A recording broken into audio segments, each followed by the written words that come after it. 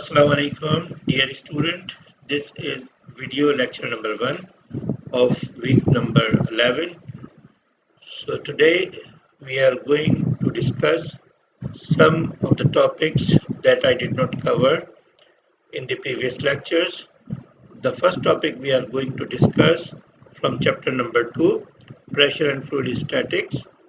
The topic is rigid body motion. So in rigid body motion, we have two type of motion of a rigid body. Number one is rigid body translation, and number two is the rigid body rotation. So rigid body translation we have discussed in detail previously.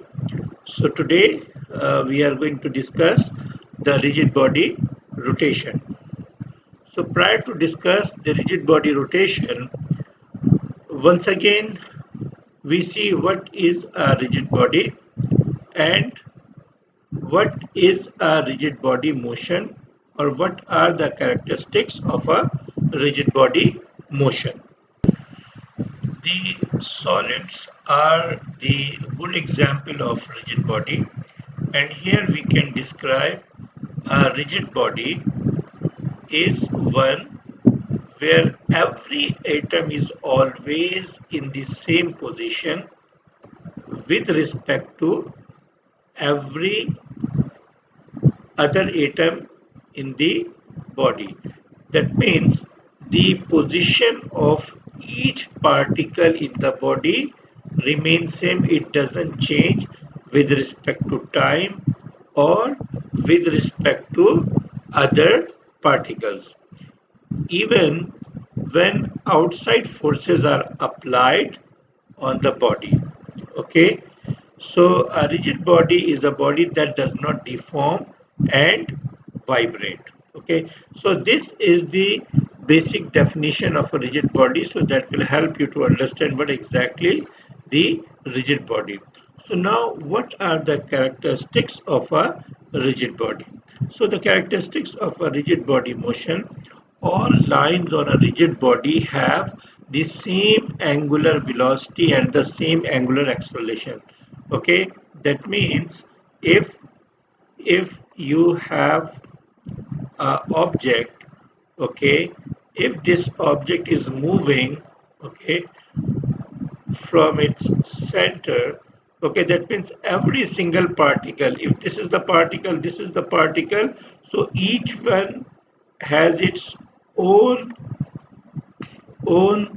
path, okay, and these path doesn't intersect each other. Okay, so all lines on a rigid body have the same angular velocity and the same angular acceleration. So that means if the radius is constant, from here to here the radius is constant, so throughout the circle or throughout the motion, the angular velocity and the angular acceleration for this particular radius will be constant. Okay, but if the radius is changes, okay, so the angular velocity, and but for a particular path or for the particular particle, okay, the angular velocity will remain same. But if the particle is away from the center, okay, or away from the other particle, so definitely their path will be different and their angular velocity comparing to other will be different. Okay, so rigid body motion can be decomposed into the translation of an vibratory point followed by a rotation about the point. Okay, so now under what condition, okay, so let me remove it so that you can see the conditions required for a fluid to become a rigid body. So let me remove it so we can see. Okay, all right. So here the okay. So under what condition can a moving body of a fluid be treated as a rigid body? So a moving body of a fluid can be treated as a rigid body, okay, when there are no shear stress, okay, because for the fluid static also there is a condition that there is no shear stress, okay, between the adjacent layer of fluids. So that means no motion between fluid layers relative to each other in the fluid body. Okay, a glass of water is considered. So this can be examples we will discuss in the next slide. Okay, so what does exactly mean? So if you remember the uh, topic of viscosity in that we discussed, there is a relative motion between the there is a relative motion between the fluid layers. Okay, because of that the material properties come into picture, which is the viscosity. Okay, and we relate the viscosity with the shear stress and shear strain. Okay, so if there is no relative motion between the adjacent layer or between the adjacent particle of a fluid, that means the uh, the body uh, is a rigid body. Okay, that means the particle of a fluid is doesn't changing its position. Okay, it doesn't changing its position. That means there is no motion. Okay, that means there is no relative motion between the fluid particles and fluid layers. Okay, so consider, and it is by experience. Okay, okay, when a glass filled with the water is, so if you go through this uh, detail, okay, about this access, the fluid is forced outward. Of course, if you rotate the glass of water, or if you have a container, okay, if you have a container and the container is moving uh, through the axis, okay, so what happens, so there is a force which is try to take this fluid out of the glass, and there is a force which try to keep the fluid within the glass. Okay, so here basically instead of centrifugal force, the centripetal force is more important, because the centripetal forces try to keep the body in the circular direction. Okay, and the okay, so and the free surface of a liquid become concave. So when we rotate this glass or the container, okay, the free surface of a liquid take a particular shape, and this shape is basically very close to the parabolic shape or the concave shape. Okay, so here consider a vertical cylindrical container partially filled with a liquid. The container is now rotated about its axis at a constant angular velocity. Okay, so we are considering that. So this is a container. Okay, and the container is rotating. The whole container is rotating. Okay, with the angular velocity omega, as shown in figure. After initial transit, the liquid will move as a rigid body. The whole liquid will move as a single body, okay, with the container. So there is no deformation, and thus there can be no shear stress because the shape remain constant, so there is no continuous deformation. So in that case there is no shear stress. Okay, because if the body deforms, that means there is a shear stress. Since the body retain its shape, a constant shape it takes. Okay, so in that case the body doesn't deform. Okay, thus there can be no shear stress, and every fluid particle in the container moves with the same angular velocities. Okay, so every single particle in this container is moving with the angular velocity omega. Okay, so here here to solve this problem and to see what is the shape of the because here you see in picture we have a particular shape, and the shape is look like a parabolic shape. So we are going to see in an equation that what exactly the how this phenomena can be expressed in terms of an equation. So we are considering cylindrical coordinate to solve this problem rather than Cartesian coordinate and the polar coordinate. Uh, okay, so because the body is in rotation and in 3 dimension, we are considering cylindrical coordinate. So okay, so vertically we are considering it is z-axis, and r is the radius, and theta is from uh, any normal line. Okay, so here, whenever a body rotates around an axis, okay, or a fixed point, okay, so there are two kind of forces come into picture as we have discussed just now: the centripetal force and the centrifugal force. The centripetal force is towards the center, okay, so that's why we consider it is negative, and the centrifugal force is going outward, so we consider it's positive, okay. And the the linear acceleration in that case, which is equals to v square over r, okay, and the relation between the linear and the angular velocity is equals to v is equals to r omega.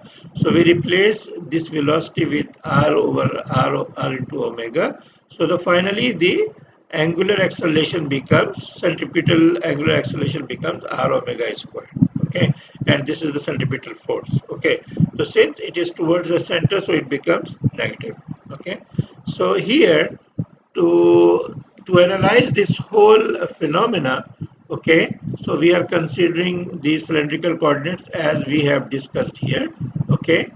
And okay, now we are analyzing the now we are going to analyze that, okay, how the pressure varies when a body rotates through a fixed point with a constant angular velocity omega. Okay, so we are going to see how the pressure varies through these points. So what is the pressure at this point, what is the pressure at this point, what is the pressure at this point, and if you want to find out the pressure at this point, how we can find that. If you want to pressure at this point, how we can find that. If you want to find the pressure at this point, how we can find that. If you want to find the pressure at this point, how you can find the pressure, what is the relation you can use. Okay, so we know this is the free surface, okay, this is the free surface, and pressure on this free surface at every point is same, okay, because here is atmospheric pressure, here is also atmospheric pressure, at this point is atmospheric pressure, at this point on the surface is same pressure, okay. But here, but at this point and at this point the pressure is not same, okay.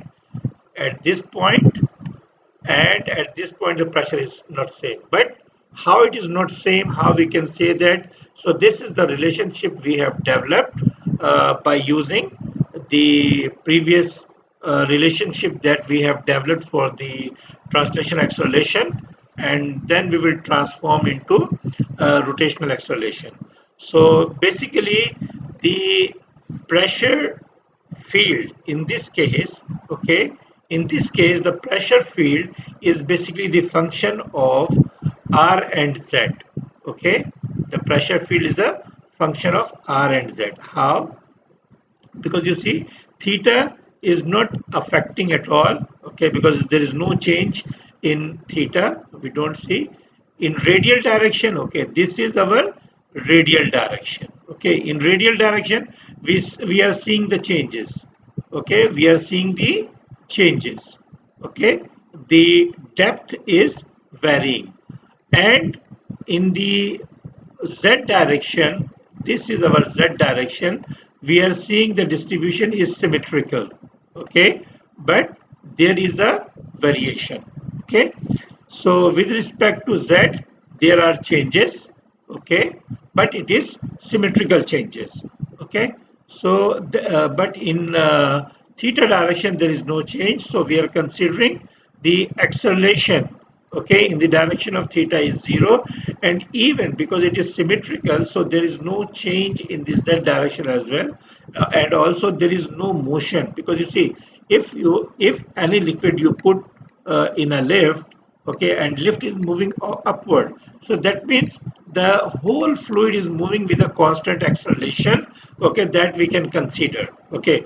But the fluid itself, the container itself, is not moving in the z vertical direction. So that's why we have considered Az is equals to 0. Okay, and there is no variation in theta direction. That's why A theta is 0. Okay, but there is a variation in the R direction that you can easily observe.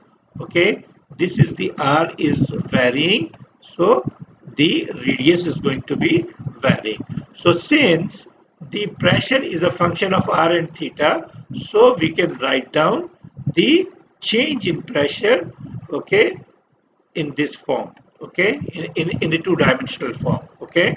It's going to be a partial derivative, okay. We can write down in the form of partial derivative, okay. So dp is equals to del p over del r into dr plus del p over del z into dz, okay. So in this form we can write down. All right, and you can see here the del p over del r is equals to rho into ar.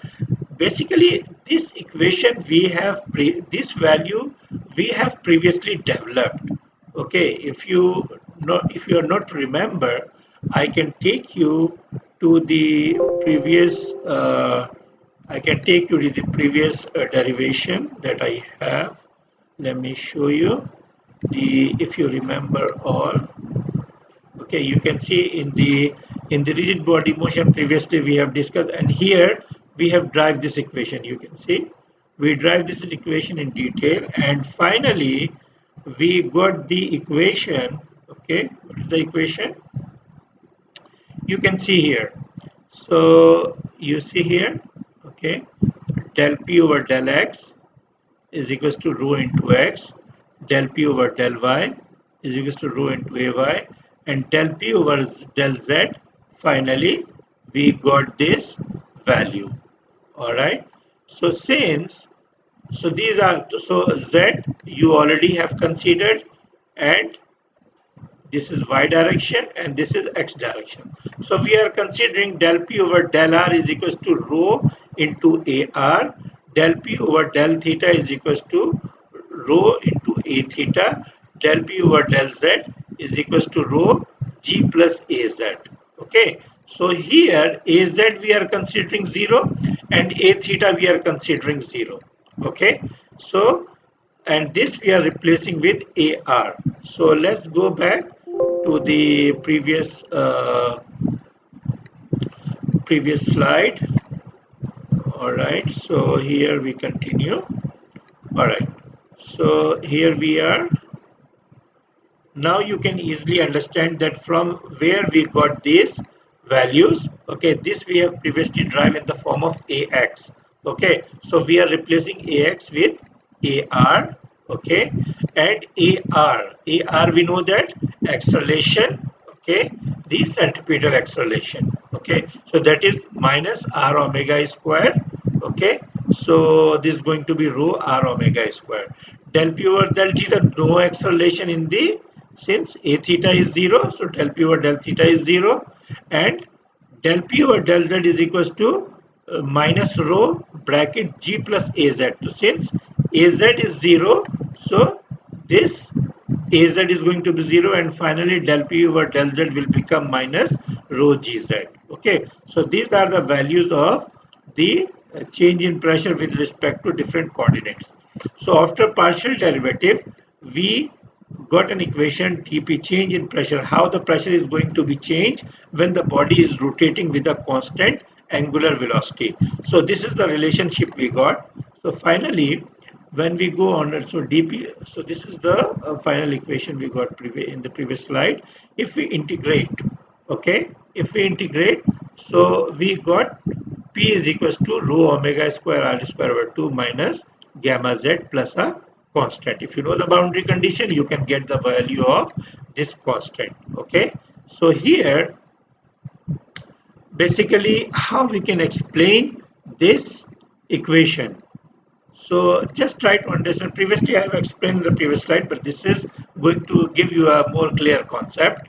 Okay, so consider this is a free surface. Okay, this is a free surface. Okay, so whatever is the pressure at this point, you will get the same pressure on this point, and you will get the same pressure on this point. Okay, whatever is the pressure you have. So if this is your free surface, so whatever the pressure you have here, the same pressure will be here. Whatever the pressure you have here, the same pressure will be here. Whatever the pressure you have here, the same pressure will be here. Okay. So if so, this what is this point? This is the initial water level, or this is the initial position of liquid. Okay, this is the when the before rotation, this is the minimum position of liquid. Okay, and after rotation the liquid moves little in the higher position. Okay, so this is the minimum level of liquid during rotation, and which is H naught, you can say. And after rotation, okay, this is the change, this is the difference between the minimum bottom level and the top level. The liquid is spilled from this point to this point. So this is the elevation you can calculate by using this factor. So this is the factor is basically representing this. So whatever is the value of rho, whatever is the fluid you are using, so this is basically the difference between the, if I go back to the equation, so you see, so if this is the initial level of liquid before rotation. After rotation, this liquid comes down and part of the liquid goes up. Okay, so this difference is basically will give you what? This difference is basically indicating here. Okay, so this is the difference that you are getting. Okay, so all right, so where the constant of integration can be expressed in terms of specified pressure at some arbitrary point. So the constant, okay, so you understand this term now, what exactly it is. And this is minus gamma z. What is gamma z? We checked that previously. Okay, so if this is your initial position, sorry, we have to go back. So this is basically the gamma z. Okay, if this is the bottom of the liquid or bottom of the container, from here whatever is the height, okay, whatever is the height multiplied by the specific weight of the liquid, it will give you the pressure from here to here. So when you add this pressure and this pressure, you will get the total pressure at this point. Okay, this is the total pressure you will get it. Okay, so here,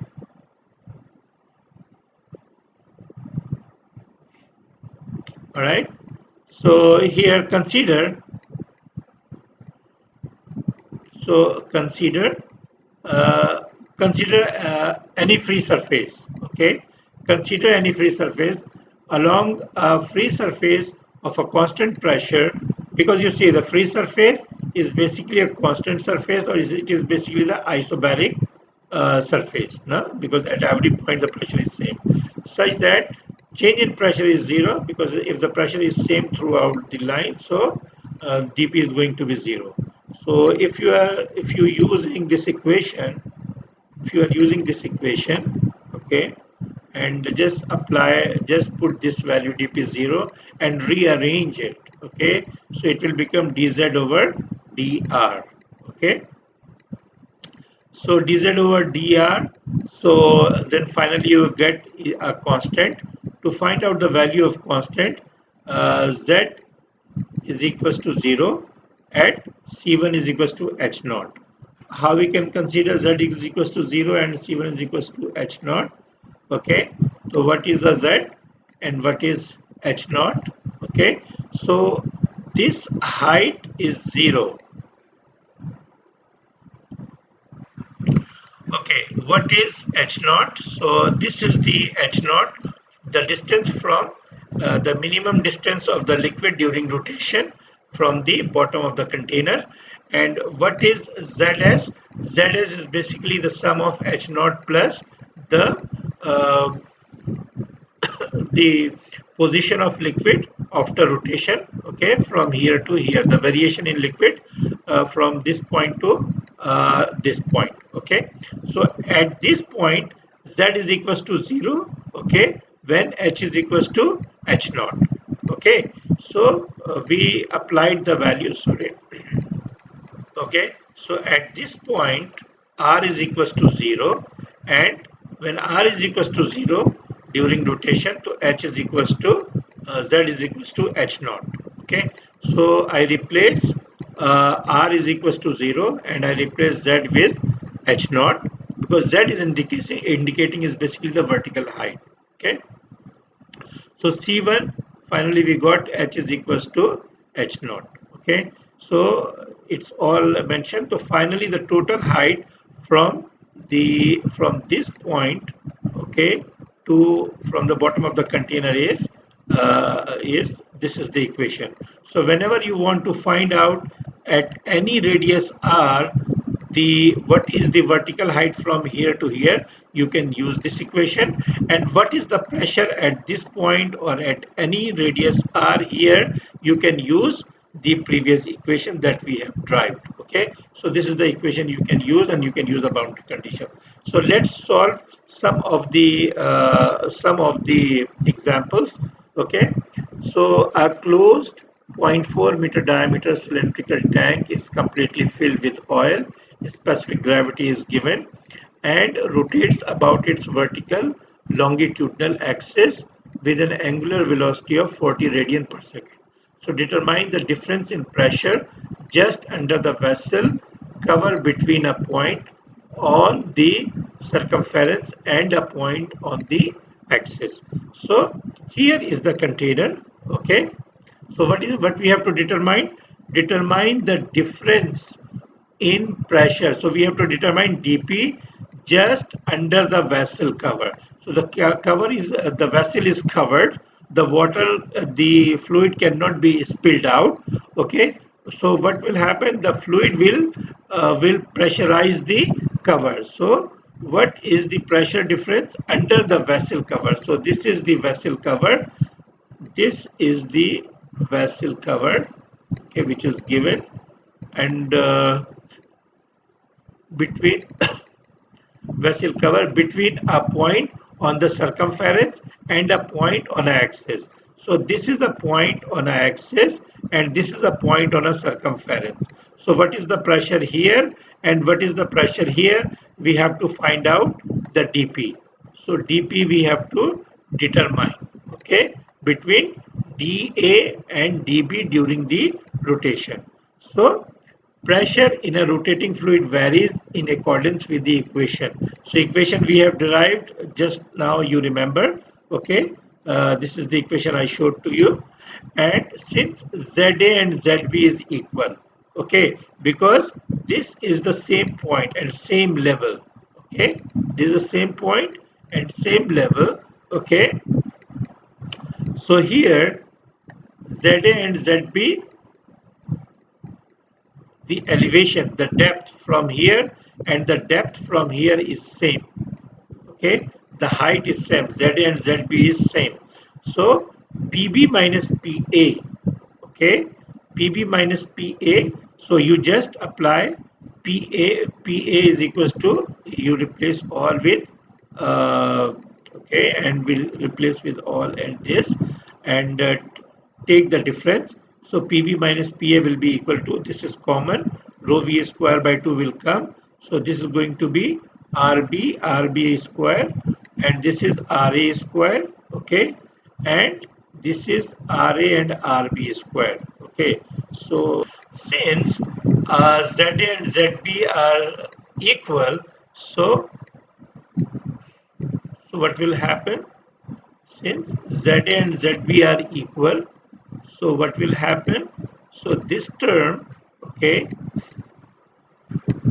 so this term and this term will be cancelled out because ZA and ZB are equal and the constant and constant will cancel out. So the only term which will remain, so this is the term, so that will be, this is common term, the constant for both of it, and RB square minus RA square.